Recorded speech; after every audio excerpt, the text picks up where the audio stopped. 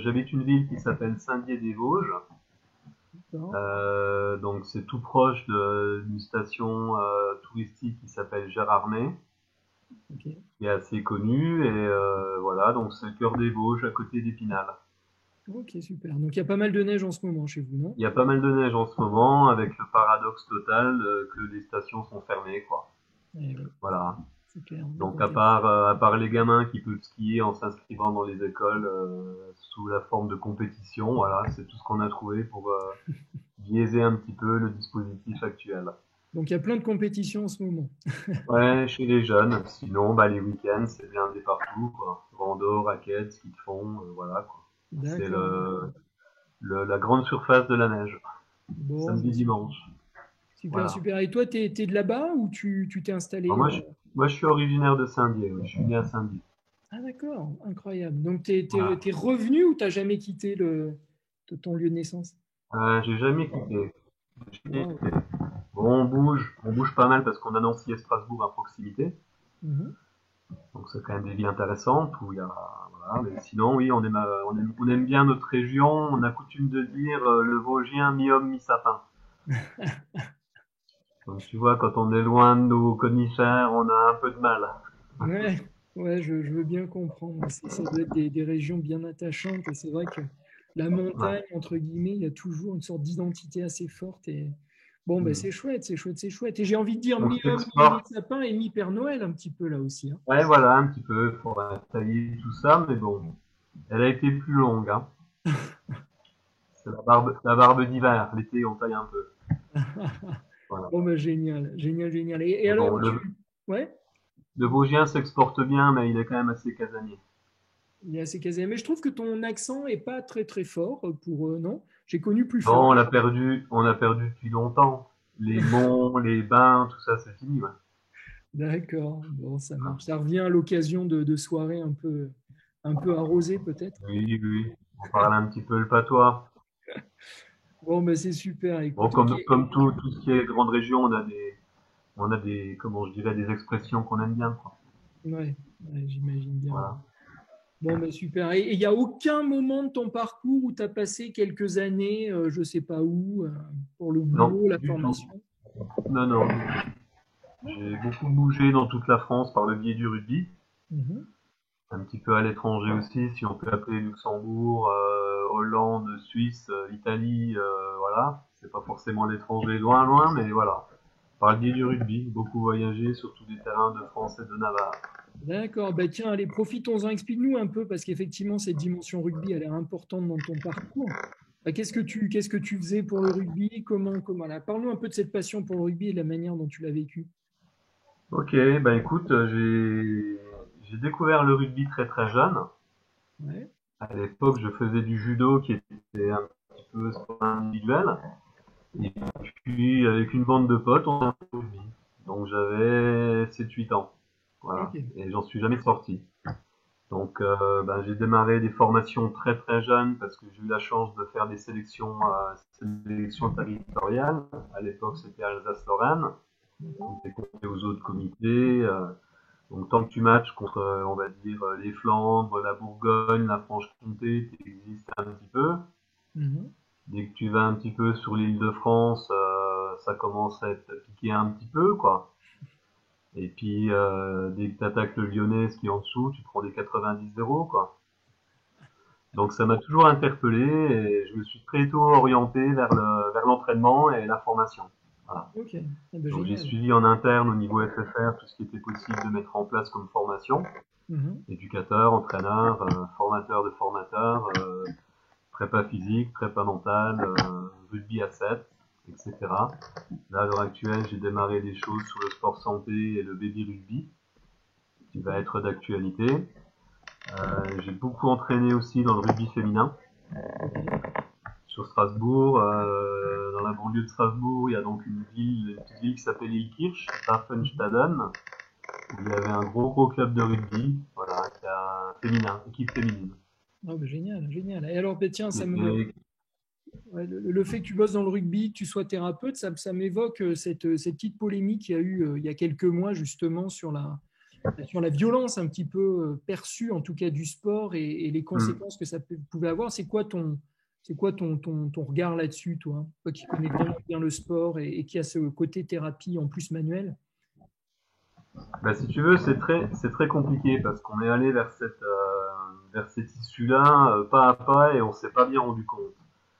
Donc déjà, il y a globalement le fait que ben, pour endurcir les corps, il faut les muscler. Mhm. Voilà, donc on est parti sur un gros travail de muscu et de renforcement avec maintenant des gabarits, je veux dire le gabarit moyen d'un joueur de rugby à haut niveau, je parle, hein, mais on retrouve Oui. aussi ça dans les niveaux amateurs. Voilà, c'est des gars qui vont être au-dessus de 100 kilos ou qui approchent le quintal, qui font un 85, un 90, quoi, avec des qualités de vitesse, de puissance quasi phénoménales, quoi. Ouais, donc ça fait C'est mal quand il des y a un Formule choc. 1, quoi. C'est des Formule 1. Et puis donc un jeu qui va beaucoup plus vite, donc du coup qui est très exigeant en termes de préparation. Et puis ben ça donne des collisions, on nous résorbe en termes de collisions, pas de chocs, qui sont maintenant quantifiés. Voilà, c'est le corps est pas fait pour supporter ça, quoi.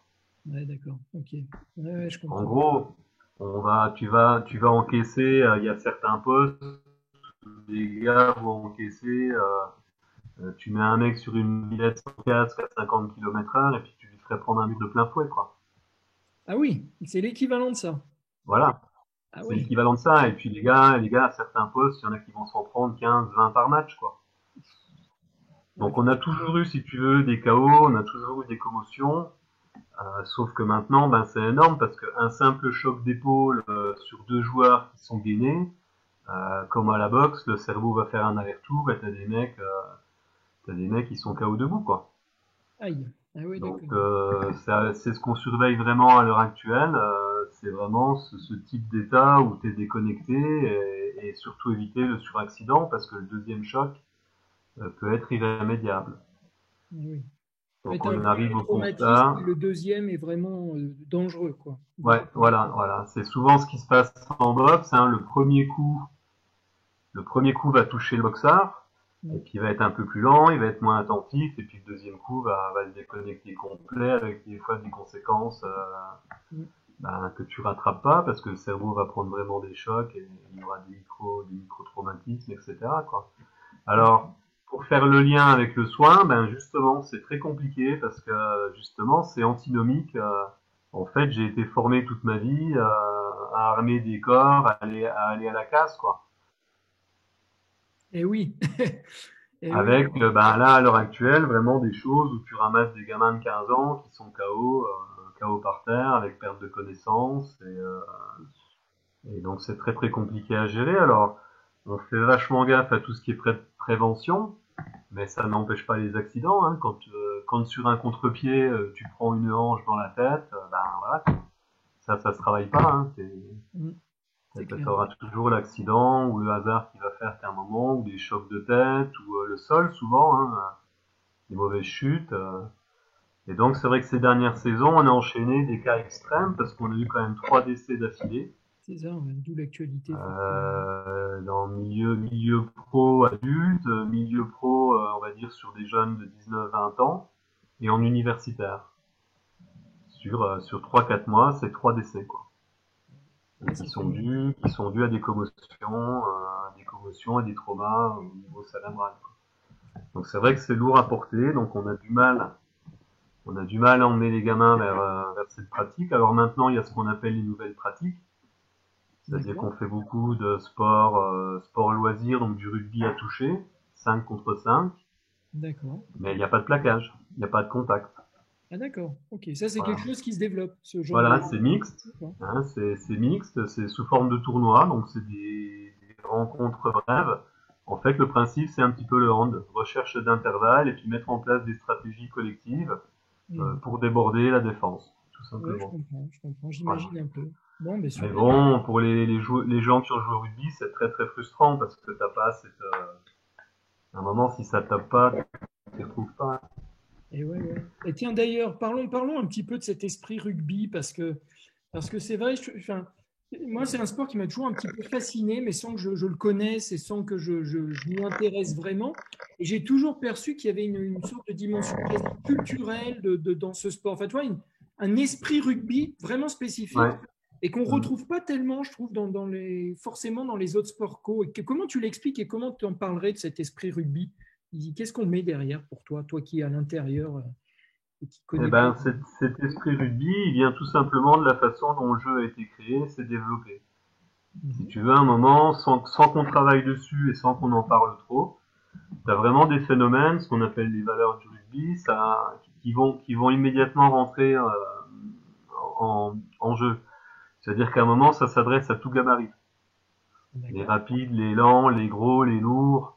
Maintenant, on dit les puissants, on va plus dire les gros. Mais voilà. Et puis, si tu veux, à un moment, c'est un sport de complémentarité. Donc, on est quand même 15, hein, plus les Mhm. remplaçants, ça fait 22 joueurs. C'est Moi, à du monde. Saint-Dié, je gère un collectif d'une cinquantaine de joueurs entre l'équipe 1 et l'équipe première. Donc, ça te donne une infinité de combinaisons entre les caractères, les physiques, les prédispositions des joueurs. En plus, tu peux associer 3 joueurs sur une première ligne, 2 joueurs sur une deuxième. Ces 5 joueurs peuvent être très complémentaires avec chacun un poste spécifique. C'est-à-dire qu'à un moment, tu vas vraiment exacerber les qualités individuelles de la personne, Ouais.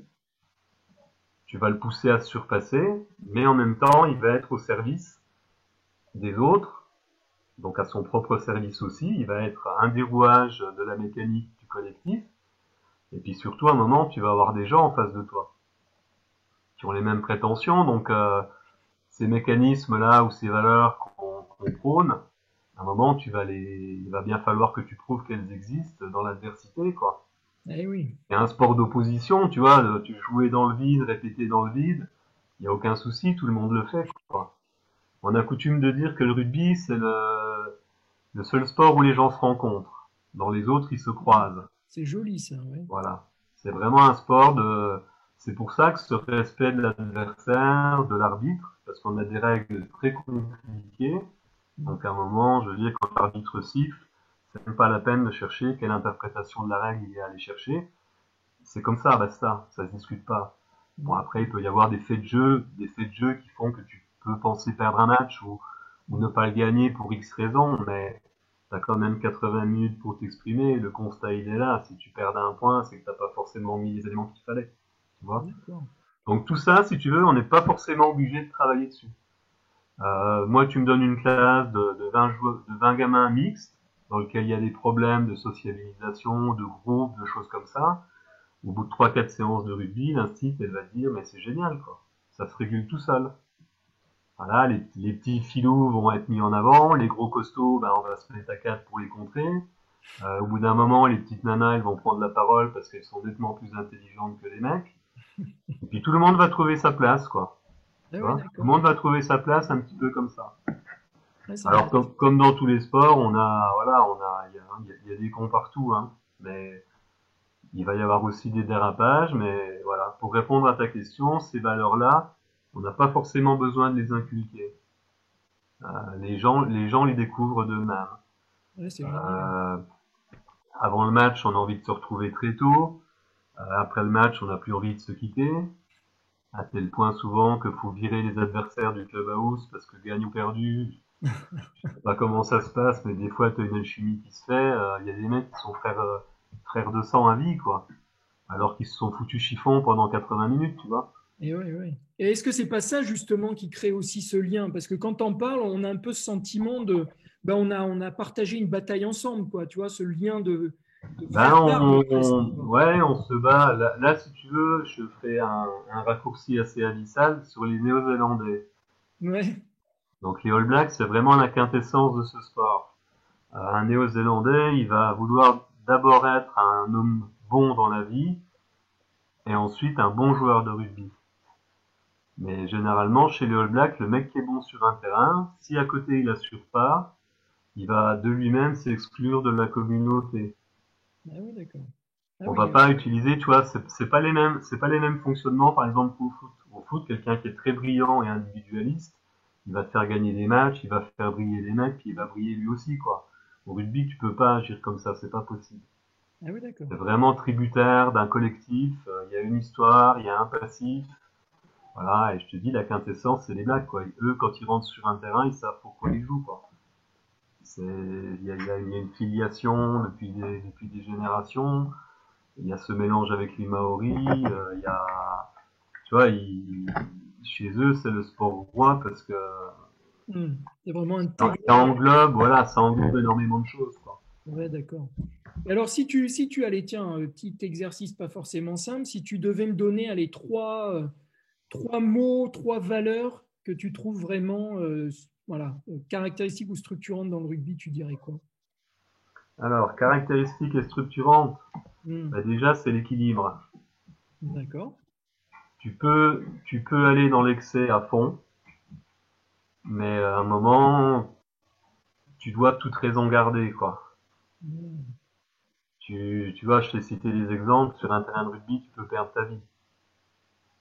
C'est excessif, mais hmm. c'est arrivé. Donc, je veux dire, à un moment, c'est vraiment, tu mets, tu mets tout ton poids, si tu veux, dans l'histoire. Eh oui. Donc, il y a un moment dans ta semaine où entre telle heure et telle heure, tu vas vivre, quoi.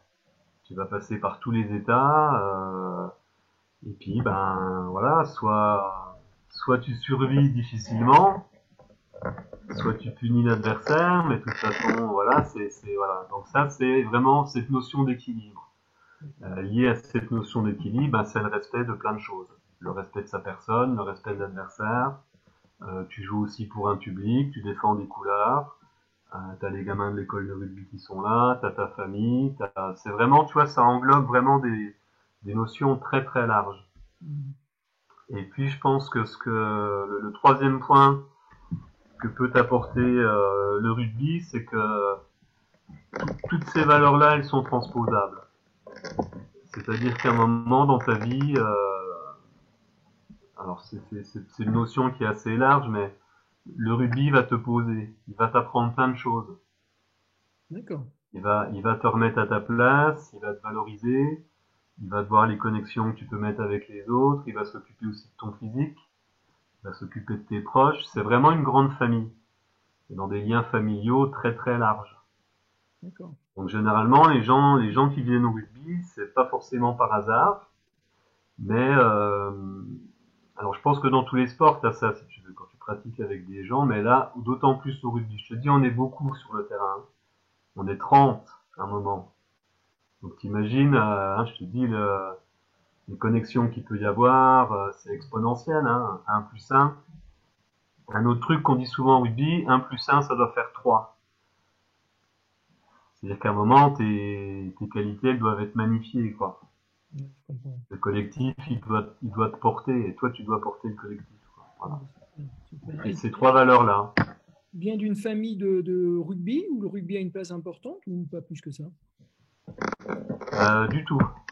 D'accord, Du ok. tout. Mon beau-père était footballeur, Ah, mais footballeur du dimanche, un petit peu corpo, tu vois, avec les potes, c'était surtout boire un coup après l'entraînement, sans plus. Mais moi, voilà, je suis vraiment tombé dans ce sport-là. Alors, ce qui est, ce qui est déterminant dans tout sport, je pense, c'est ton entraîneur, hmm, l'éducateur, les gens que tu vas croiser. ouais, Voilà. d'accord. Et à un moment, moi, je suis tombé vraiment sur des gens, bon, c'est des gens qui venaient du Midi. Là, le club a été fondé en 63 par des gens qui étaient transplantés pour le travail dans la région. Euh, les couleurs de mon club, c'est rouge et noir. Hmm. Donc, ça a été choisi comme ça à l'époque. Le rouge et noir de Toulouse pour le beau Oui, c'est ça, jeu. hein, ce que j'allais dire. Voilà, pour le beau jeu. Et le rouge et noir de Toulon pour le côté guerrier. Ouais, d'accord.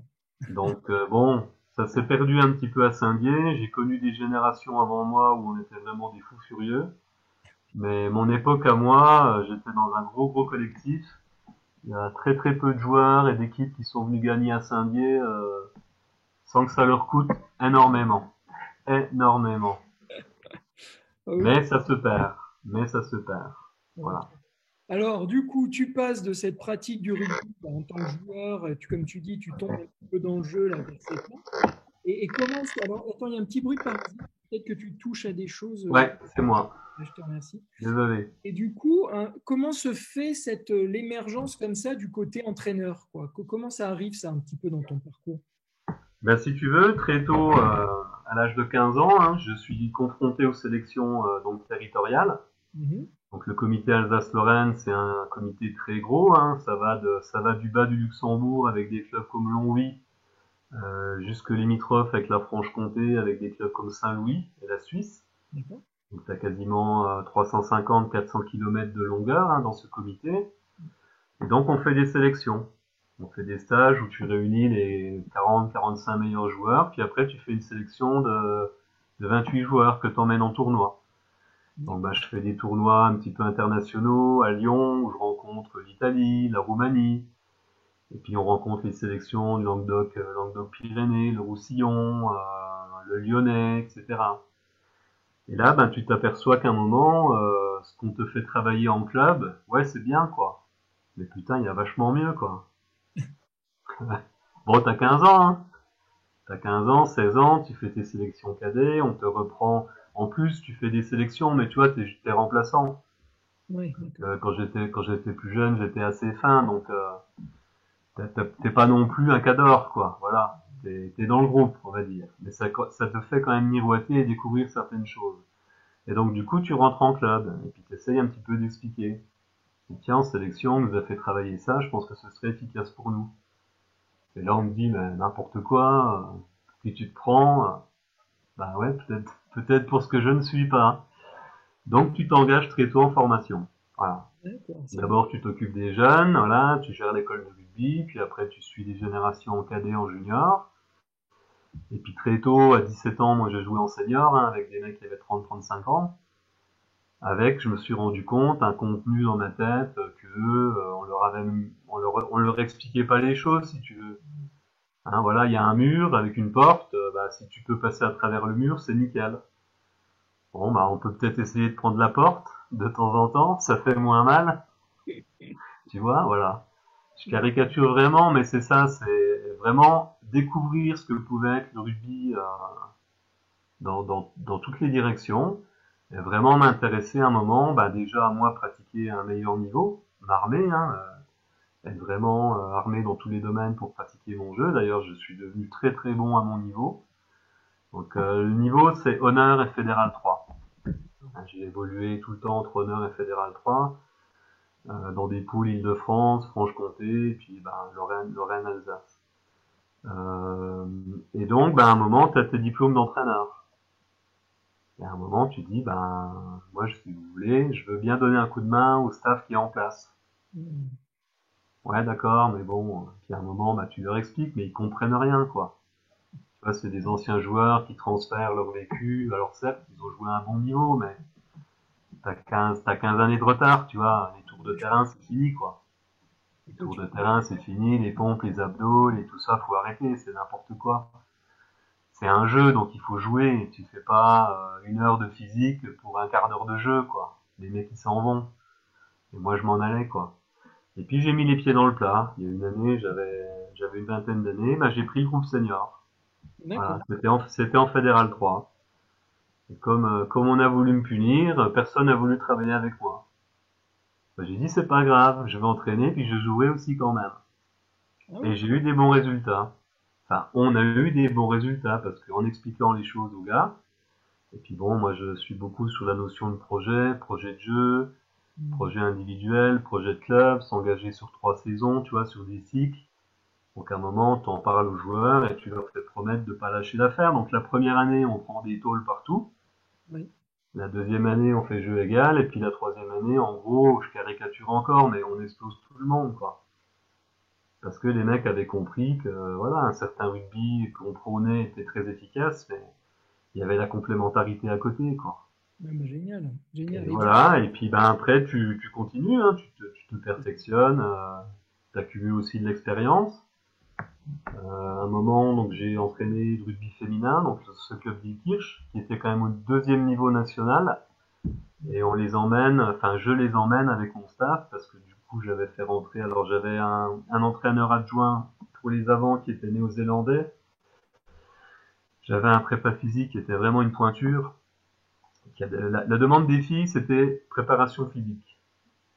Elles voulaient toutes aller plus vite, taper plus fort, perdre du poids, être mieux, de la diététique, un prépa mental. Donc vraiment un staff en béton, une commission médicale avec un suivi, un ostéo à plein temps, enfin un massage sportif, tout ce qu'on veut.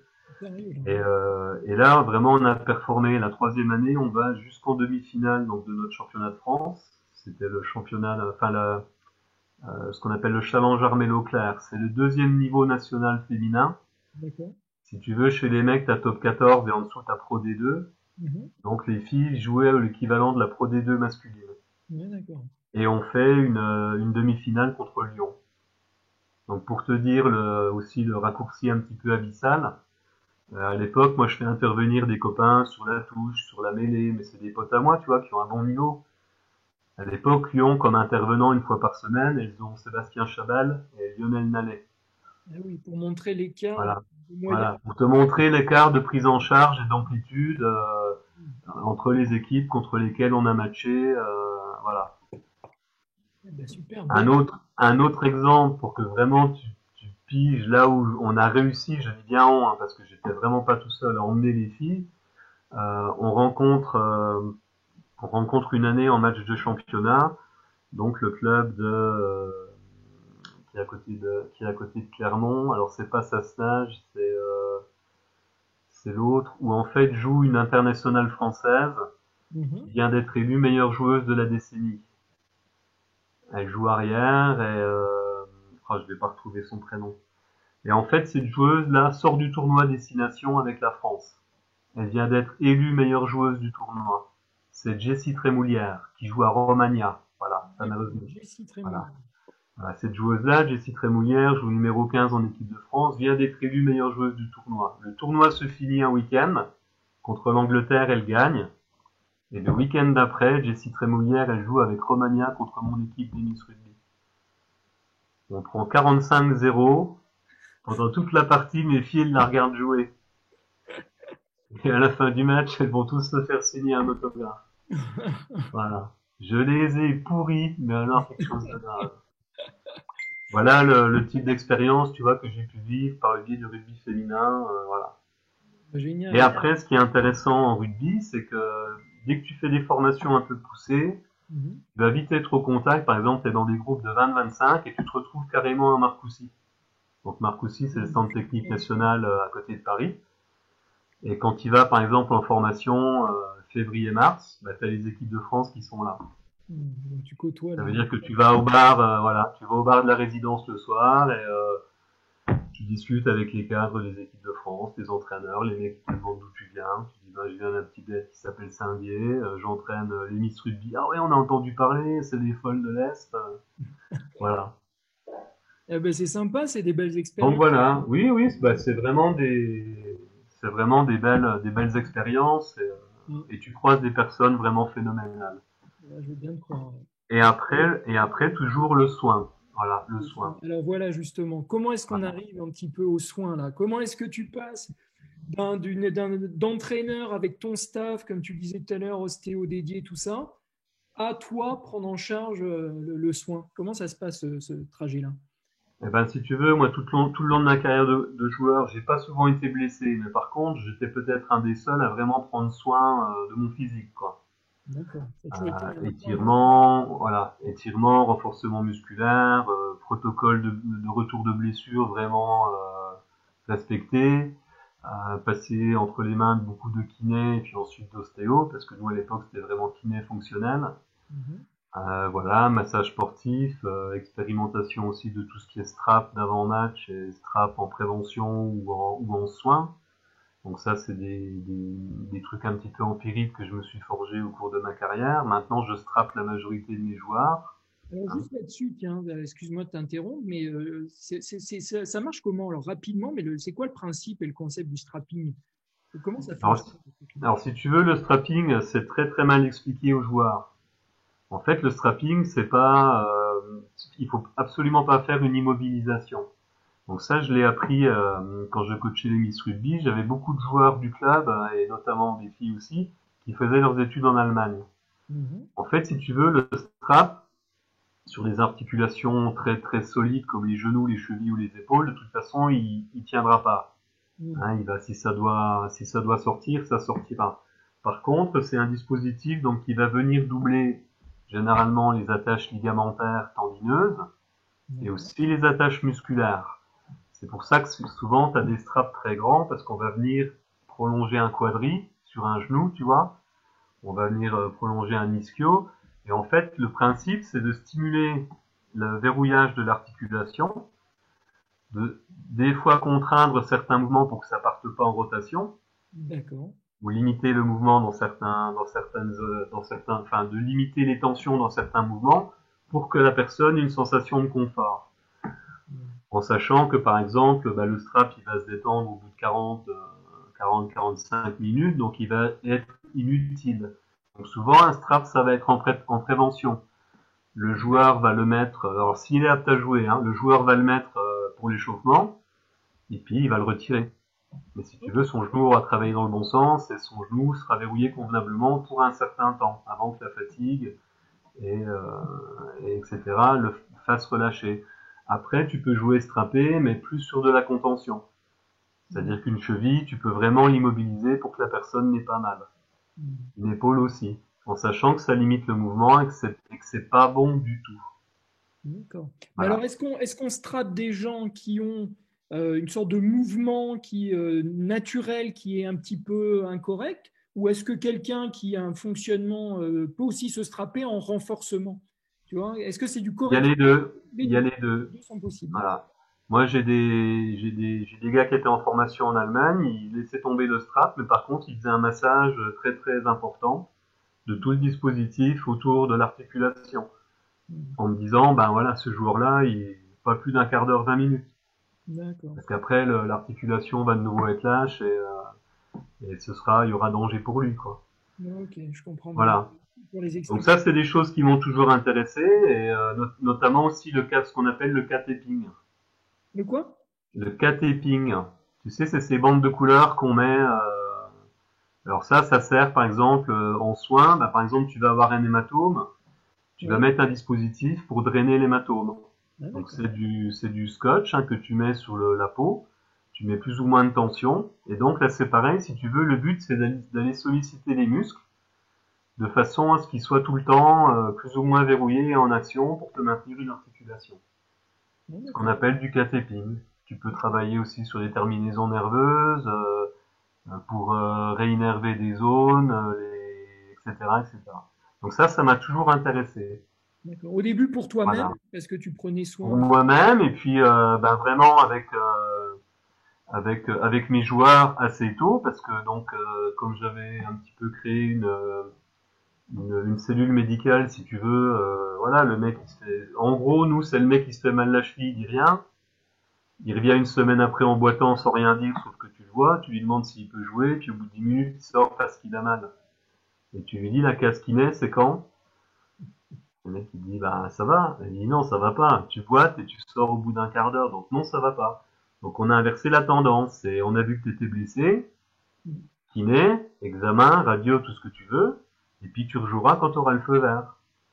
Mais par contre on te lâche pas. Il y aura une session spéciale pour toi de réathlétisation avec le kiné. Il y aura déjà les soins dans la structure du club et tu auras un suivi. Et quand le kiné donnera le feu vert, eh ben, tu t'entraîneras normalement, et si t'es apte à jouer, tu joueras. Donc les mecs faisaient la gueule. Voilà. Mais les filles, non. Voilà. D'accord. Puis en plus, si tu veux, avec les filles, t'as tous ces problèmes, donc d'accouchement, de règles, c'est pas le même fonctionnement, donc on est sur du compliqué.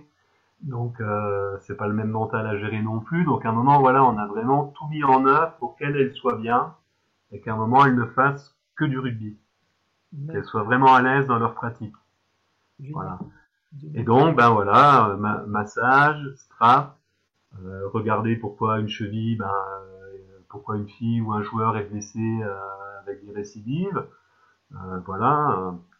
Puis j'ai accompagné pas mal de mes joueuses qui étaient, parce que souvent c'est des étudiantes hein, sur Strasbourg, donc elles ont pas forcément d'attache familiale, etc. Donc si tu veux, il y avait un petit plus à apporter sur le suivi des soins, etc. Et puis de savoir où elles en étaient. Donc voilà, et donc à un moment, bah, tu te penches sur beaucoup de question. Et puis à un moment, tu t'aperçois que tu as des gars pour qui, ou des nanas pour qui la blessure va être intégrée complètement, digérée, et elle ne reviendra plus. Et puis t'as des mecs, ils vont te dire, mais putain, voilà, le kiné, le chir, il me donne le feu vert, et putain, j'ai toujours mal, quoi. Et puis D'accord. tu vois bien que je cours pas normalement. Bah ouais, donc du coup, ben, qu'est-ce qu'on fait du petit symptôme du choc, tu vois, le petit post-trauma sur, bah ouais, le mec c'est un colosse, sauf que ben pendant 3 mois il a boité, quoi. Mm. Il est coupé de ses potes, et puis donc il a peur de se reblesser. Donc tu vois, on commençait à m'intéresser à tout ça, et en fait l'ortho offrait tout ça parce que moi je l'avais expérimenté D'accord. sur Donc des finalement, blessures. un petit peu plus, d'une certaine manière, c'était complémentaire et ça allait un petit peu plus loin que Voilà, ben si tu veux, ce que tu pouvais voir autour des kinés. voilà, en ortho, on n'est vraiment pas sur du fonctionnel. On va vraiment traiter dans le physique, mais on va forcément faire le lien avec l'émotionnel. C'est-à-dire qu'à un moment, tu peux soulager une articulation musculairement, tout ce que tu veux, tu peux lui redonner de l'amplitude. La gêne, elle peut toujours être là. Voilà. Si toi t'agis pas à un moment, si tu discutes pas avec la personne, si tu désamorces pas, ou si tu trouves pas le levier qui va faire que le gars il va être en confiance, la cheville elle fonctionne, quoi. Sauf que le mec il va continuer à pas mettre tout son poids dessus. Ah Donc oui, du coup il d'accord. va se foutre un déséquilibre dans le bassin. Il va pas être confiant.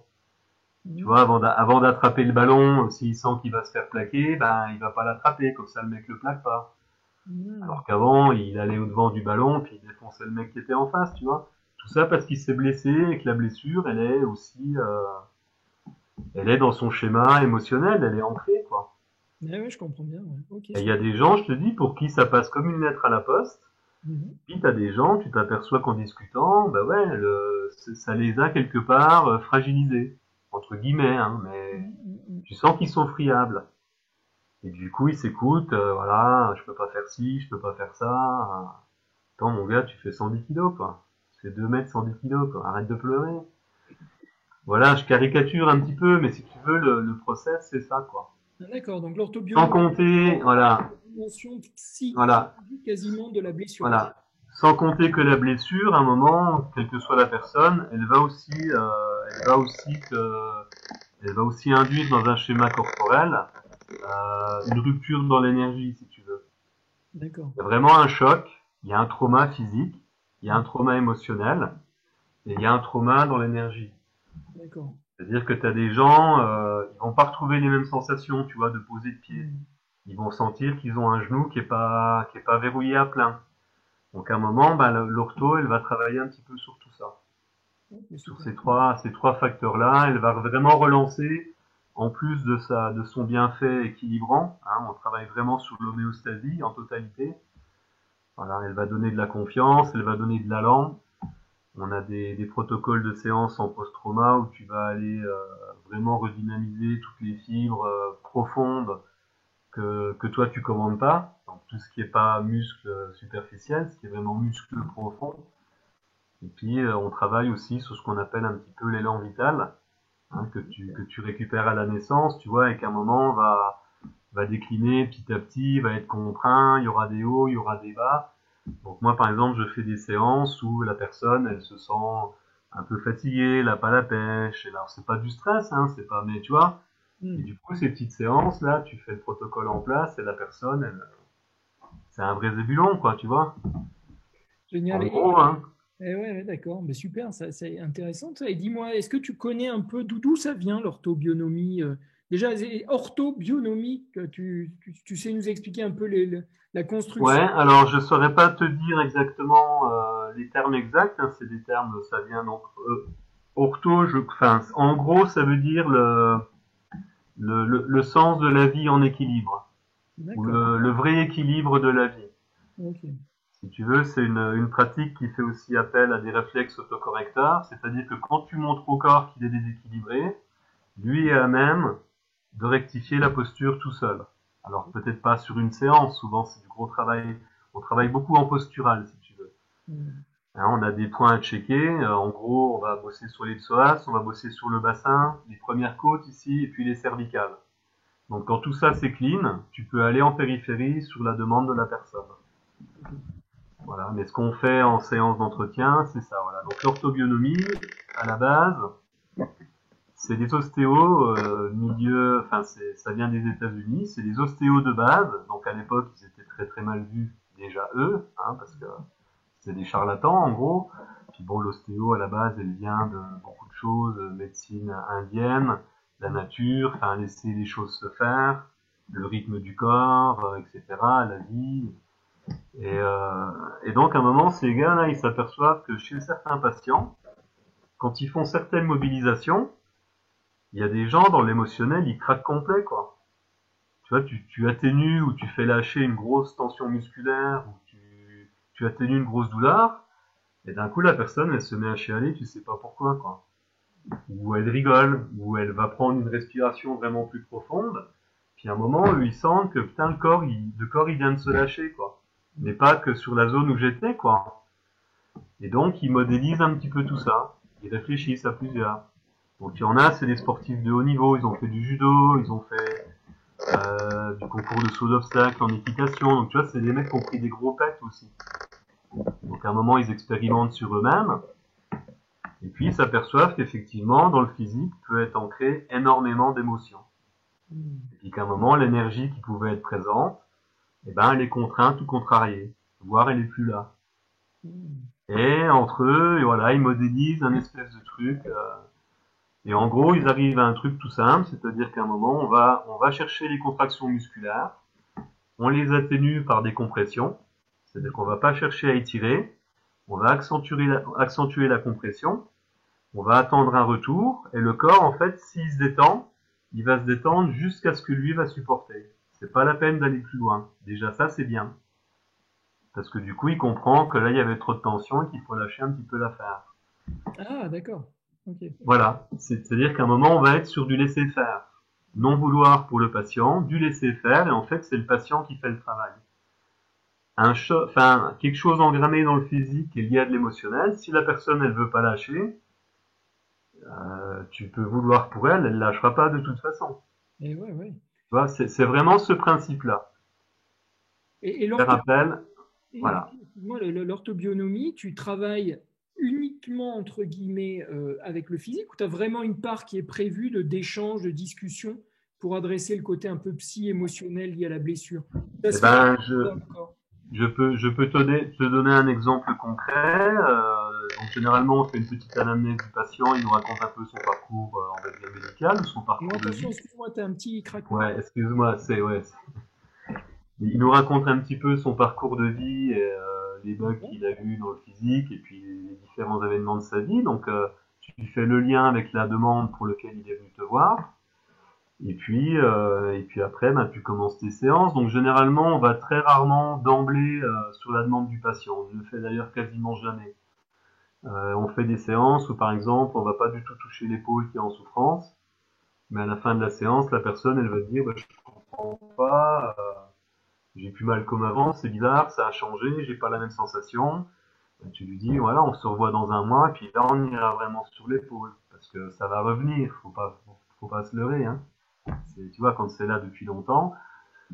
Et par contre, voilà, tu as des gens vraiment qui ont une douleur physique, qui est pas forcément liée à de l'émotionnel ou que c'est pas là depuis longtemps, par exemple les tendinites ou des choses comme ça. Là, on va pouvoir agir directement dans le physique. Donc, c'est des séances un peu plus courtes. On va bosser aussi en énergie, mais on va aussi, effectivement, comme tu disais, faire beaucoup parler la personne. Tu vois, il y a des personnes qui ont un mal-être. Je vais caricaturer. Il y a des personnes qui ont un mal-être. Moi, j'ai fait quelques patientes où, en fait, tu sens pertinemment qu'il y a quelque chose. Tu sais pas ce que c'est, mais la personne, elle veut pas lâcher. Elle a des tensions partout, cage thoracique, épaule, le bassin est verrouillé. Elle a des grosses tensions viscérales. Chaque fois que tu vas dans ces zones-là, tu sens qu'il y a des réticences, mais en même temps, tu sens aussi qu'il y a une détente qui s'instaure, mais elle n'est pas pleine. Et puis, au bout de la deuxième ou troisième séance, bah, la personne, elle va t'apprendre qu'elle a eu un enfant mort-né. Je caricature vraiment, tu vois, mais c'était pas la séance d'avant et celle d'après, c'était pas le bon moment, quoi. Mais elle sent aussi qu'on tourne autour de la problématique. Elle n'avait pas envie de venir à la première séance en me disant, voilà, je sais que moi, mais voilà, je sais que mon état d'être, il est lié à cet événement. Elle le sait peut-être pas, mais elle s'en doute. Toi, tu le sais pas non plus. Tu vois juste qu'il y a quelque chose, quoi. Ouais. Et à partir de là, c'est dit. le verbal a fonctionné, et là ton bassin, voilà. Alors ça reviendra parce que ça part pas comme ça, hein, c'est pas. Oui, Mais tu sais vers où axer après le travail avec elle. Tu oui. vas pouvoir en rediscuter et peut-être faire une séance axée sur le post-trauma. Voilà. Elle va pouvoir lâcher plus de choses. Donc effectivement, il y a un gros côté parole, verbaliser, voilà, verbaliser les choses. Et une fois qu'elles sont énoncées, ben tu les traites différemment. Et la séance, nous en post-trauma, elle va être faite pour que ce soit intégré et que ce soit vu à travers un filtre un petit peu différent. Hmm, je comprends. En sachant que voilà, on n'est pas efficace à 100%, hein, mais de toute façon, l'intérêt de l'ortho, et c'est ça qui m'a intéressé, on ne fait pas craquer, on ne respecte que les amplitudes que le corps veut bien. Donc du coup, à un moment, on ne peut apporter que du bien-être. On ne peut pas faire de dégâts, si tu veux. Je Tu vas comprends. peut-être bouger une personne dans les grandes lignes, sur l'émotionnel. Elle va être perturbée une journée. Puis après, le corps, il va prendre le relais, ça va s'atténuer, puis ça va devenir autre chose. D'accord. Et pour l'instant, là, en 4 ans, j'ai pas vu un seul patient qui m'ait pas dit que pour lui, c'était bénéfique. Il Hmm, avait au moins passé 3, 4 jours de détente, qu'il redormait bien. Bon, après, on leur dit, hein, voilà, là, il y a quand même peut-être du lourd, faut pas rêver. Hein, ça fait 10 ans que vous vivez cet état-là, vous avez tout essayé, c'est pas passé. Nous, on n'est pas, voilà, on n'est pas des Gandalf hein, non plus. Donc, mais par contre, voilà, tu peux proposer un travail de fond et puis revoir cette personne. Généralement, en ortho, c'est pas des soins de confort. Donc, si tu veux, au bout de 3 ou 4 séances assez espacées, si vraiment, par rapport à la problématique de la personne, on n'a pas de résultat probant, ça va pas être forcément la peine d'assister. ouais, je comprends. Voilà, Super. Est-ce qu'il y a voilà. des grandes, quand même indications entre guillemets pour l'ortho ou c'est vraiment, tu vois, qu'est-ce que, voilà, est-ce qu'il y a des indications vraiment spécifiques? On se dit, alors là, sur ce genre de truc, l'ortho c'est vraiment hyper efficace. Enfin, tu vois, est-ce que ça existe ou non? Oui, bien sûr. Ben, si tu veux, il y a un truc qui est tout con. C'est ces gens qui traînent avec des douleurs chroniques et Ouais. qui ont un peu tout essayé. Donc les médicaments, ils ont fait de l'ostéo, ils ont fait de la kiné, ils ont vu un magnétiseur, etc. Nous, on a un truc qui est énorme. Je dis ça, hein, je suis pas, mais je suis très cartésien, moi, si tu veux. Donc à un moment, je suis bluffé tout le temps, tout le temps. T'as une personne qui vient et il te dit, écoutez, je vais plus voir mon ostéo, il me fait craquer, je lui dis que ça fait mal, il dit que c'est pour mon bien, j'en peux plus de ce discours, de toute façon, j'irai plus le voir. Bon, on va pas lui dire oui, n'allez pas le voir. On va lui dire non, finissez vos séances, dites-lui que vous voulez plus qu'il vous fasse craquer, dites-lui qu'il vous masse, dites-lui qu'il soit plus doux, etc. Oui, mais je lui ai déjà dit, ça ne fonctionne pas. Bon, donc vous venez essayer l'ortho. Oui, j'aimerais bien voir si vous voulez quelque chose pour moi. D'accord. Mais je vous préviens, vous toucherez pas à mes cervicales. Pas de souci, on n'ira pas sur les cervicales. Donc tu vois déjà, la nana, ah bon? Vous irez pas sur les cervicales? Ben non, on va travailler autour. Bon, ben voilà, tranquillement. Et puis voilà, donc puis tu démarres ta séance, et puis tu discutes, hein, et puis voilà, puis tu détends les psoas, machin, etc. Effectivement, tu t'aperçois que ces tensions cervicales, elles sont tellement engrainées dans son schéma corporel, les pieds sont tendus, les genoux sont tendus, le bassin est verrouillé, elle respire plus, elle n'a pas d'amplitude de quoi, c'est un bloc, quoi. Et puis à un moment, tu continues à discuter, tu dis rien, tu passes sur les cervicales doucement, tu lui prends la tête, tu lui fais la première mobilisation, puis tu lui dis, vous savez quand même où je suis là? Bah oui, sur mes cervicales. Et ça vous va? Ah ouais, putain, c'est trop bon. Voilà. Et en gros, tout ça pour te dire qu'à un moment, rien que le fait de reconnaître, tu reconnais la douleur ou l'état d'être de la personne. Et nous, on est juste là en soutien. On n'est pas plus englobant que ça, si tu veux. On est c'est une autre alternative. Déjà, nous, on est ancré, pas de jugement. C'est pas nos problèmes, c'est les siens. Certes, il y a une demande. On va essayer d'y répondre dans la mesure de nos faibles moyens. Mais juste ça, la reconnaissance. Tu peux pas savoir ce que ça débloque comme situation. Ouais, Voilà. j'ai bien Et imaginé. aussi le discours. C'est-à-dire qu'à un moment, la personne, elle va dire, bah écoutez, moi, voilà, j'ai 10 séances d'ostéo ou de kiné qui ont été inefficaces. Pas de jugement. Je fais une séance d'ortho et je vais déjà beaucoup mieux, quoi. Qu'en 10 séances d'ostéo. Ben oui, c'est le constat que vous faites. Je peux pas appuyer ça. Donc, ben, dites-le à votre ostéo, parce qu'à un moment, il va bien falloir lui dire pourquoi vous voulez plus le voir. Alors, le discours de l'ostéo, c'est ah ouais, voilà, ces mecs-là qui font des formations 3 jours, et puis voilà, ah non, c'est même pas des formations, c'est des mini-stages. Ouais, bah écoutez, si vous allez bien, c'est bien, ça me va. Ils ont pas d'arguments, si tu veux, à un moment, c'est compliqué. J'ai plein de potes ostéo, hein, notamment d'anciens joueurs de rugby. Tu peux pas discuter avec eux. Ou très peu, parce qu'ils sont très très peu ouverts. Déjà, ils se sont fadés des années d'études à des prix exorbitants dans des écoles de ouf. Ils peuvent pas se dire qu'à un moment, toi, en 3 ans, avec effectivement des stages tous les mois et puis une autre approche, tu peux être aussi, enfin, si j'allais dire efficace, on cherche pas l'efficacité, mais tu peux faire du soin. Bénéfique, Tu ouais. peux faire du soin et la personne, elle peut en tirer un bénéfice. Mm. Et Je vois. ça, c'est effarant, quoi. Oui, c'est Et clair. on est en but à ça. Alors moi, je leur dis souvent, mais rappelez-vous quand même que quelques années en arrière, c'est les kinés qui vous chiaient dans les bottes. Hein, Oui, et c'était vous les charlatans, en gros. Hein. exact. Ils se Ça, sont. ils ont oublié, quoi. Ça, ils ont oublié. Ils ont fait la guerre et tout pour ça. Hein. Mais ils ont oublié, tu vois. C'est clair. Et oui, c'est l'évolution des choses. Hein. C'est vrai que c'est des constats fréquents dans les disciplines dites alternatives. Mhm. Bon, écoute, c'est super, c'est passionnant tout ça. Hein. Ok. Et du coup, tu travailles pas que ou spécifiquement avec les sportifs. Tu as vraiment. Non, alors j'ai commencé un petit peu là, à survoler l'ikigai pour m'en imprégner. Effectivement, ça va être compliqué de trouver, parce qu'en fait, si tu veux, on a tellement de portes d'entrée par rapport à tout public. Cette semaine, là, j'ai fait une femme enceinte, j'ai fait un monsieur de 83 ans qui vient juste pour de l'entretien en séance, mais qui a vraiment besoin de travailler sur la respiration, parce que c'est quelqu'un de stressé. J'ai eu un monsieur de 73 ans qui est Parkinson. D'accord.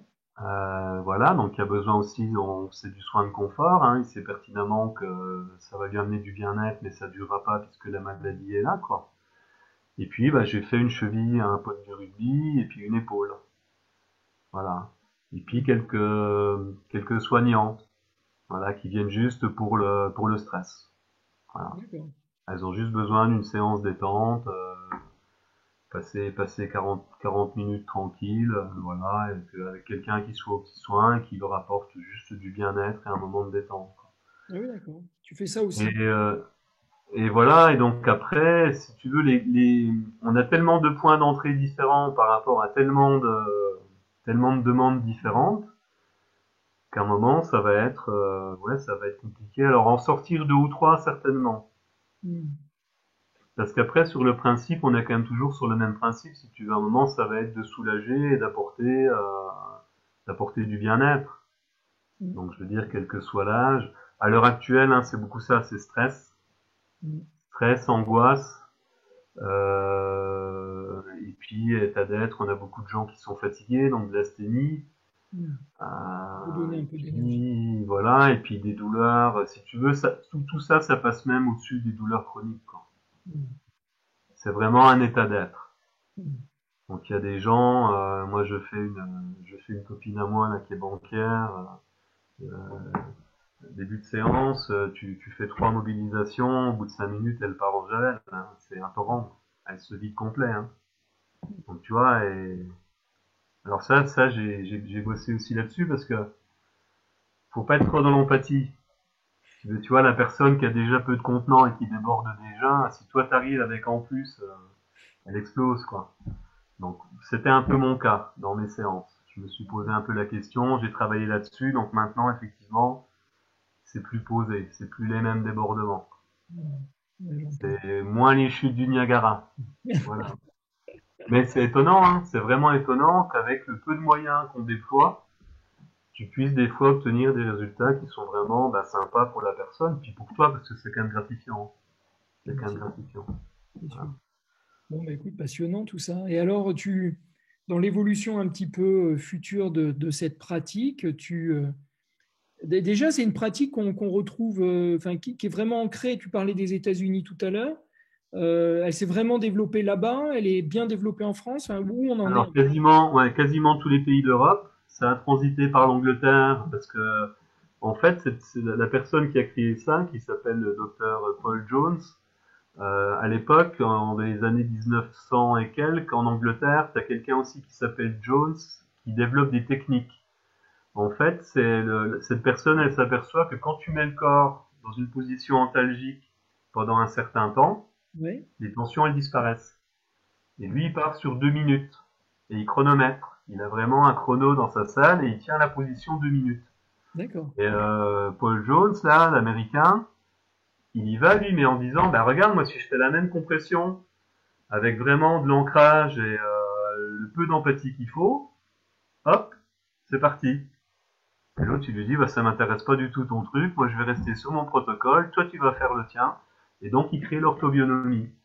Et après, ça SM en France, en Allemagne et en Italie, c'est remboursé par certaines mutuelles. Ah oui, ok. Voilà, en Allemagne, si tu es praticien, alors si tu passes un high practicker en Allemagne. Mm. Hein, moi, j'ai une de mes formatrices qui l'a. En fait, tu vas être répertorié comme médecin, médecine douce, quoi. Ouais, Médecine d'accord. alternative, et le généraliste va pouvoir aiguiller des patients vers toi. Il Mm. sait que tu existes, il a tes coordonnées, etc. Ce qui n'est pas le cas du tout en France. Donc ouais, Italie aussi, une grosse école en Italie.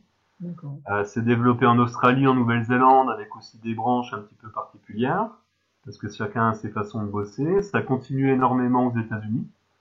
Alors Mhm. aux États-Unis, c'est des pratiques qui souvent sont complémentaires. Les D'accord. gens vont faire du massage, ils vont faire de l'ostéo, et en fait, ils vont traiter avec telle ou telle méthode, telle ou telle pathologie. Et donc oui, là en France, donc c'est beaucoup ancré Alsace-Lorraine et beaucoup la région de Grenoble, Ah parce oui, qu'il y a une ok. grosse école de formation sur Grenoble, voilà. Ouais, d'accord. Voilà. En Suisse aussi, moi j'ai des formatrices qui viennent de Suisse. Voilà, donc on a une association française qui s'appelle la FOB et une association européenne qui s'appelle l'OBEA, où tous D'accord. les ans ou tous les 2 ans, il y a des colloques, voilà, où les gens présentent les nouvelles découvertes qu'ils ont fait, comment ils ont adapté certaines mobilisations avec certains résultats, etc. C'est une, euh, c'est une discipline, une pratique qui est très très vivante. Là, en France, on a changé de bureau il n'y a pas longtemps et de président. Donc, c'est vrai que les anciens membres étaient très âgés parce que c'était des membres emblématiques qui ont été formés et qui ont côtoyé dans les années 70 le docteur John Pauls. Là, Oui, d'accord. et, euh, et voilà. Et maintenant, il y a un petit peu un renouvellement des cadres. On est en train de revoir un petit peu le logo de la sauce, les moyens de com, et puis on passe à des choses comme ça, si tu veux. Donc, je suis en plein dedans. Ouais, bah, génial, génial, génial. Là, je fais un boulot pour la FOB, là, justement, sur la com. Unifier, faire une sorte de charte graphique, parce que je suis infographiste, hein, par ailleurs. Mm. Mais infographiste, pas sur le versant visioconférence, etc. Mm. Parce que je suis un peu une grosse buse quand même. Voilà. Bon, bah, génial. Ok, donc une belle implication dans cet assos et une belle vitalité de la discipline. Oui, oui, oui. Puis, alors, bon, on a souvent, comme tu disais un petit peu dans tous les éléments, là, sur les thérapeutes et comment ils s'installent, etc. Nous, on a beaucoup de gens qui passent par le canal formation, mais qui, de toute façon, ne valideront pas le diplôme. Ah, ok. C'est-à-dire qu'ils vont faire les éléments. En gros, tu as 2 modules de phase 4 où tu vas apprendre. Alors, on dit phase 4 parce que avant, tu as la phase 1, ça va être le simple massage bien-être. Ouais, La phase 2, on va dire que ça va être le kiné, tu vois, mécanique. Il va s'intéresser un tout petit peu à ce qui est autour de l'articulation. Je ouais. caricature, hein. Mhm. Phase 3, ça va être l'ostéo. Là, qui va se dire, tiens, bizarre, la cheville et le queen, est-ce qu'il n'y aurait pas le bassin un peu de traviole? Puis je vais essayer d'être un peu sympathique avec ma patiente. Et après, t'as l'ortho. Voilà, phase 4. Donc nous, on démarre directement en phase 4. D'accord. J'étais un des premiers au début de formation à poser il n'y a pas de phase 1. Non, on l'a zappé. Il n'y a pas de 2 non plus. Non, non, on l'a zappé aussi. Non, directement en 4. Donc quelqu'un qui fait ces 2 modules de phase 4 et qui fait un module de phase 5 où il va apprendre un petit peu à déclencher les réflexes autocorrecteurs puis être un petit peu dans l'écoute. C'est-à-dire qu'à un moment, quand tu vas faire une compression sur un gros groupe musculaire, comme une épaule, ça peut très bien partir en viscéral. Tu vas D'accord. sentir un ventre qui va commencer à faire des glouglous, etc. Puis la personne, elle va te dire, ouais, putain, enfin, ça bouge, il y a des trucs qui se dénouent, etc. Donc la phase 5, elle t'apprend ça, à respecter un petit peu le rythme de la personne, à pas envoyer tes mobilisations, voilà, faut laisser le travail se faire, des temps d'intégration, des temps de pause. Donc tu vois, avec ces trois modules, quelqu'un autour de lui, enfin, peut déjà soigner la famille, les amis. On fait aussi des auto-soins, voilà. Donc tu vois, puis tu découvres l'approche un petit peu globale, donc ça te suffit souvent pour, voilà. Après, si t'es un peu curieux, t'as quand même envie d'en savoir un peu plus, quoi. Et oui, oui. Bon, bah, écoute, si certaines personnes qui verront cette vidéo sont intéressées par cette discipline, donc, te contactent, j'imagine que tu pourras Voilà. les conseiller, les orienter avec grand plaisir vers tout ça, quoi.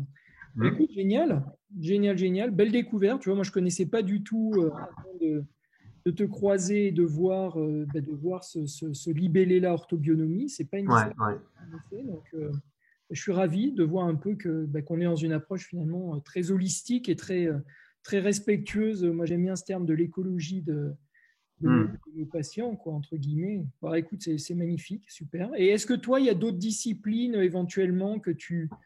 Peut-être d'ailleurs, tiens, tu vois, j'imagine bien le parcours d'un orthobionomiste qui commence un petit peu donc avec cette thérapie manuelle, mais qui va quand même au-delà et qui se dit, bah tiens, il se passe des choses quand même super intéressantes au niveau tu vois, du mental et j'ai envie de Ouais. creuser une discipline un peu spécifique là-dessus. C'est des choses qui t'intéressent? Ben, tout à fait, parce que tu déclenches des fois des choses que tu maîtrises pas forcément. Ouais, je vais laisser mon cadre tranquille. Et en fait, moi, depuis le début, je suis pas du tout dans ce type de ressenti. Sur l'énergie, sur les choses qui peuvent se passer. J'ai des collègues où on a des stages de formation où tu vas vraiment travailler sur l'aura, sur les auras décalées, sur des choses comme ça. On a des stages de phase 6 où vraiment tu déclenches quelque chose et puis tu n'es plus en contact du tout avec la personne, quoi. Avec des effets vraiment bluffants. On a des travails sous les cicatrices où en fait tu vas passer, tu vois, comme si tu raccommodais, où tu fais une sorte de petit mouvement pour rapprocher les bords. Donc tout ça tu mentalises, mais il faut voir le ressenti des gens, quoi. Les gens sont capables de sentir que tu peux avoir les doigts sur eux, ou ça m'arrive souvent de faire des séances où la personne, elle va te dire, mais putain, tes mains, elles sont bouillantes, quoi. Oui, bah regarde où je suis, quoi. T'es à 15 centimètres au-dessus de son dos, quoi. Tu vois, et t'es juste là, à un moment, tu sais pas pourquoi, tu sens que faut que tes mains, elles s'en aillent, quoi. Ouais, ouais. Est-ce que c'est de l'énergie qui te repousse? Est-ce que c'est toi qui sens? Mais voilà, moi, je suis beaucoup instinctif, donc si tu veux, j'ai des collègues, ils vont accompagner un mouvement. Ils vont sentir quelque chose qui se met en place, ça va être une spirale, ils vont l'envoyer, tu vois, ils vont faire un geste hand pour que l'énergie circule, etc. Moi, je suis pas du tout dans ce type de ressenti. Alors oui, ça m'interpelle. Ouais, Et d'accord. puis, c'est quand même des formations qui sont pas anodines. À un moment, tu fais un gros travail sur toi. Comme Donc ça. moi, j'ai un parcours de vie qui est pas atypique, hein, mais j'ai un petit peu morflé énormément. D'ailleurs, en ce moment, je suis dans une passe qui est pas très facile à gérer parce qu'il y a plein de choses qui s'entrechoquent. Mais bon, je me fais confiance pour me poser et prendre les choses dans l'ordre où elles viennent. Ça va se décanter, forcément. Et voilà, j'ai déjà fait des stages avec des magnétiseurs, des médiums, des D'accord. choses sur l'enfant intérieur, sur bah, j'ai plein d'amis dans mon entourage, voilà, qui font des nettoyages de personnes, qui sont capables de faire des coupures énergétiques entre les lieux, entre des liens affectifs, entre des membres de famille. Donc c'est des choses qui m'interpellent. D'accord. Ouais. Je suis pas forcément attiré par ça, mais si tu Ton veux, côté comme certains collègues, j'aimerais bien, voilà, comme certains collègues, j'aimerais bien être un peu plus dans le ressenti ouais. et savoir des fois quels sont les tenants et les aboutissants de ce que je peux déclencher ou accompagner ou soutenir chez certains de mes patients. Ouais. Voilà. Bon, bah écoute, il y a un univers gigantesque qui s'ouvre encore devant Ouais, toi. ouais. C'est génial avec ces thérapies-là, c'est que c'est tellement vaste, il y a tellement de choses à explorer, tellement d'approches Et différentes. le pendant de ça, dans le sens contraire, c'est que j'aimerais bien peut-être à un moment mettre encore plus les mains dans le cambouis, Mhm. parce que j'ai vu faire des gens qui soignent, qui sont des rebouteux, si tu veux, Ouais. sur des trajectoires de nerfs, sur des choses comme ça, et ça, je sais pas si c'est des savoirs qui se transmettent, et tu vois avoir vraiment ce que peut avoir un ostéo. Des fois en ortho, ouais, certes, tu laisses faire, quoi. Et là, t'accompagnes. Mais t'aimerais bien, tu vois, aller quand même, voilà, si c'est quelque chose qui est déplacé, qui est pas en place, qui est pas, j'aimerais bien des fois avoir être plus précis dans le soin. Alors on me dit non, t'as pas besoin, laisse faire, t'as pas besoin. En même Mm. temps, c'est mes formatrices qui me disent ça, tu vois, Mais oui, oui. mais des fois j'aime bien parce que bon, moi je suis, voilà, moi le rugby c'est un sport de terrien, hein. Il faut qu'on malaxe les choses, il faut qu'on, T'as envie d'aller au plaquage, quoi. ouais, et puis en ortho, on fait des compressions, donc tu peux être très doux. Mm. Tu as un toucher afférent, tu peux être très contenant, très ouvert. Généralement, comment je dirais, mes compressions à moi, elles vont jusqu'à l'os, quoi. Tu vois. Il faut vraiment que le corps, hein, quelqu'un qui a besoin d'être mis dans son corps, moi, ça va m'aller, quoi. Alors, c'est pas du massage, hein. C'est vraiment, voilà. C'est pas des petits attouchements, hein, tu prends une épaule, et puis tu l'amènes sur de la détente, et puis tu lui amènes l'épaule, voilà, au-dessus de la tête, alors que le mec, il pouvait pas lever l'épaule quand il est arrivé, quoi, tu vois. Mm. Genou, c'est pareil, bassin, t'as des gens, tu sais, tu presses sur un côté du bassin, et le bassin, il fait ça, quoi. Personne, elle fait le bateau, quoi. Et ça, j'ai déjà vu faire, où mécaniquement, tu peux aller aussi débloquer ça. D'accord. Autrement qu'en énergie ou que sur de l'émotionnel, tu vois. Ouais, ok, Donc ok. ça me plaît un petit peu. Mais je D'accord. suis pas pressé. Donc, tu as à la fois le côté plus mécanique, avec action plus directe sur le mécanique, et aussi le côté plus énergétique, enfin les deux Ouais, extrêmes un petit peu, qui ouais, ouais, ouais, t'animent et que ouais, tu as ouais, envie ouais. d'explorer. Bon, bah écoute, génial, hein. Comme tu dis, tu as le temps de Je belles. veux surtout pouvoir pratiquer sereinement et intensifier la pratique. Ouais, bah écoute, Parce super. que je pense que je vais pas tarder à péter un câble si je continue sur ce rythme-là. Ça va là, le rugby est en stand-by, hein. Mais oui, oui. Mais je t'assure que ben tu vois ce que c'est que de gérer des collectifs en quantité. C'est compliqué, hein. Chacun a sa problématique. Là, moi en ce moment, j'ai plein de mecs qui partent en javel de partout, hein. Dans leur vie de couple, Et là, les je me mecs fais pas. séparés, c'est pas simple. C'est voilà, ils en peuvent plus du boulot. La pratique sportive était un petit peu un exutoire. Ils y trouvaient vraiment quelque chose. Et là, nous, on va repartir, on va nous interdire, on s'entraînait les dimanches parce qu'on n'avait plus droit au couvre-feu à partir de 20h. Hein, à partir de 18h en semaine, tu fais plus rien. Et là, on va nous sucrer les dimanches, à mon avis. Ouais, on est bien Ça parti. veut dire que, voilà, quand t'as fait 3 entraînements en visio avec le mec dans son salon, voilà. Mhm. J'ai des mecs qui font 2 mètres 120 kilos, quand il a fait 3 sauts sur son parquet, hein, qu'il a descendu le vaisselier, c'est bon. Il te faut Tu des vois, bons voilà, quoi. artisans pour réparer les dégâts, du coup. Ouais, ouais, ouais, ouais. Aïe, aïe, aïe, ouais, c'est pas évident. Écoute, c'est pas évident. Bon, ok.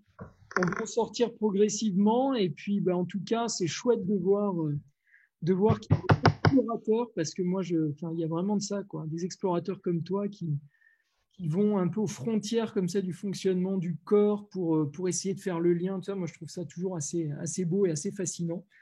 Donc, écoute, Mhm. merci en tout cas de ce partage, vraiment, et de tout ce que tu as pu nous dire sur cette discipline et sur le rugby. Moi, Ouais, voilà, ouais, ouais.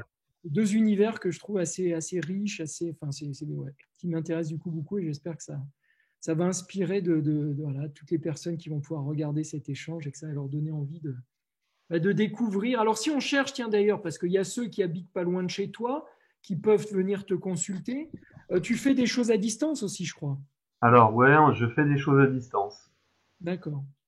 Donc, On on va peut te pouvoir. contacter, on mettra ton mail, et puis les gens, tu pourras éventuellement leur proposer des trucs à distance. Mhm. Ou Oui, les oui. orienter, pourquoi pas, j'imagine, vers un membre de la FOB qui est plus proche s'il y a besoin de Oui, oui, oui. Puis on a un site qui est vraiment bien fait, quoi.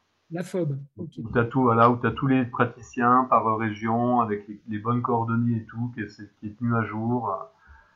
T'as la photo du praticien, donc tu peux te faire un avis aussi de la bouille qu'il a. Donc c'est assez sympa. Il est chouette, ouais. Bon, ben, Voilà. génial, écoute, ben, super. Ben, écoute, vraiment, j'invite du coup tout le monde à explorer ça s'ils ont, voilà, si comme tu le disais, ils ont essayé d'explorer plein de voies plus ou moins classiques sans résultat, ou alors hein, voilà, qu'ils aient été touchés par ce que tu proposais, l'approche un peu Mhm. globale. Ouais, ouais, ouais, ouais. Bah, écoute, génial. Bah, d'ailleurs, moi, je pense que, tu vois, c'est un truc qui est susceptible de m'intéresser. Là, j'ai des petites douleurs depuis quelques temps qui durent un peu, qui s'installent un peu dans la durée, que j'ai un peu du mal à. T'es sur Montpellier, hein, c'est ça? Ouais, moi, je suis sur Montpellier, ouais, à côté de Montpellier. Ouais. Alors, faudrait chercher. Je suis pas sûr qu'il y ait du monde dans tes coins. Ok, bah, je regarderai, ouais, je Ouais, regarde. ouais, ouais, ouais. Bon, j'ai une sœur qui va s'installer sur Strasbourg, donc tu vois. Ah, ok. Donc tout Elle est. fait quoi alors? Voilà, elle est dans l'immobilier, rien à voir avec. D'accord, ouais, rien à voir avec le soin. Et ça. Mais par contre, écoute, je lui en parlerai parce que bah, du coup, si elle a des besoins un peu de ce type-là, mais ça pourrait être une On piste n'a pas de souci. Sur Strasbourg, moi j'ai des super collègues, hein. géniale. Ok, Ben, en ce moment, là, on met plein de choses en place pour bosser dans les hôpitaux. ouais, c'est bien ça. On fait partie de pratiques comme la sophro, le shiatsu, les massages bien-être, voilà, où on offre nos services. Alors c'est du bénévolat, mais ça commence à prendre un peu. On est aussi dans les EHPAD pour le personnel soignant Je dans vois. un premier temps. Ouais, Voilà, donc ben, les gens commencent à se rendre compte que ça peut être sympa. c'est ça. Ouais, Ça ouais. peut effectivement être sympa. Vous sensibiliser comme Voilà, ça un petit peu les voilà. interlocuteurs jusqu'à ce que. Mhm. Ouais, c'est génial. Le souci dans nos pratiques, c'est que si tu veux te mettre un petit peu en avant, ben c'est toujours pareil, c'est beaucoup de temps et malheureusement c'est du bénévolat. Donc ben et après souvent quand tu as fait le tour de tout ce que tu pouvais placer, on te dit ouais c'est chouette votre truc. Oui, bah ouais c'est chouette. Ok. Bon bah écoutez au revoir, hein. Mais c'est le constat, hein. C'est le Oui, oui, constat. non, mais ouais, ça, tu sais, ça, on le retrouve très, très souvent dans tout ce qui est gratuit. C'est que tu Mhm. t'aperçois qu'en fait, voilà, les personnes qui vont être intéressées par le gratuit, c'est pas du tout évident que tu puisses les amener à une consommation payante, entre guillemets, de tes prestations. Bon, on en reparlera. Écoute, on aura Ouais, ouais, ouais, ouais. l'occasion d'en reparler dans le cadre de l'accompagnement. Et puis Ok. c'est vrai en tout cas, écoute, Jean-Marc, vraiment, je suis ravi. Voilà, on a réussi à le faire. Donc, on est passé Oui, sur oui, Zoom oui. plutôt que live. Je partagerai tout ça sur le groupe. Tu auras aussi accès du coup à la vidéo. Et vraiment, merci pour ce moment que tu as consacré pour parler de ta discipline. D'accord. Et puis bah, écoute, à très bientôt alors. Pas de souci. Merci à toi. À très bientôt. Allez, salut Jean-Marc, bonne Salut. journée, bye bye. Salut.